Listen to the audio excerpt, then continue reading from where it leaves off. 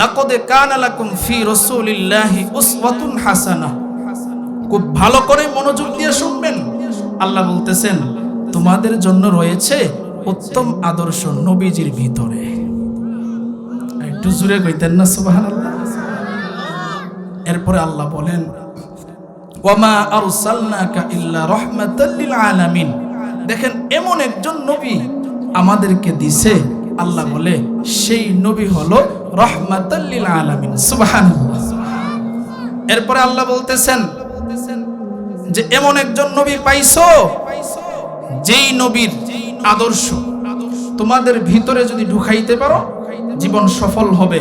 নবীজি আবার জানাইছেন তাহলে আমি তো এখন নাই, তাহলে কিভাবে আমার আদর্শ পাইবা, কিভাবে ঢুকাইবা? নবী বলেন তারাকতু ফীকুম আমরাইন লান তাদিল্লু মা তামাসসাকতুম বিহিমা কিতাবাল্লাহ ওয়া সুন্নাতা রাসূলি।